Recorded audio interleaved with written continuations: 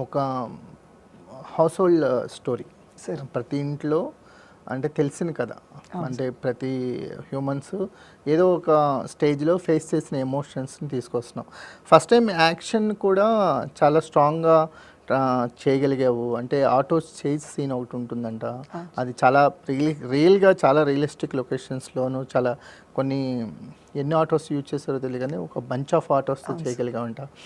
ఒక stunt experience ఎలా ఉంది సుభాష్? చాలా కొత్తగా చాలా బాగుంది సార్. నేను ఎక్కువ హాలీవుడ్ ఫిల్మ్స్ చూస్తూ ఉంటాను సార్. వాటిలో రేసింగ్స్ అవి కూడా నాకు చాలా ఇష్టం సార్.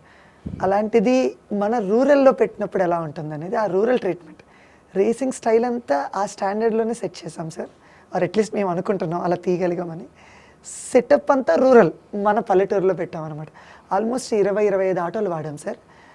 యాక్షన్ డైరెక్టర్ గారు కార్తిక్ గారు చేశారు. ఇదేంటంటే సార్ నాకు మొదటి అనుభవం, నాకు తెలియదు సార్.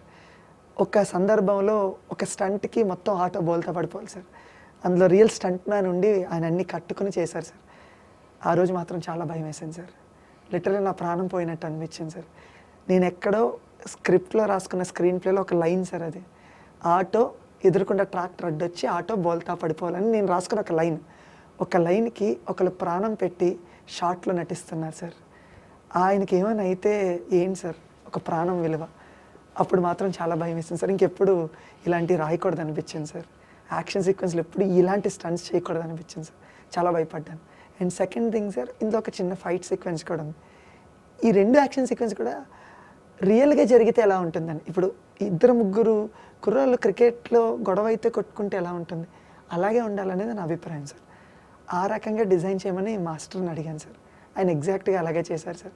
అంటే ఇంకా బాగా అందంగా రిలేటబుల్గా నేటివిటీకి తగ్గట్టు చేశారు సార్. ఇది నా అనుభవం సార్. ఫస్ట్ చాలా భయపడ్డాను, తర్వాత కొంచెం కుదుటపడ్డాను.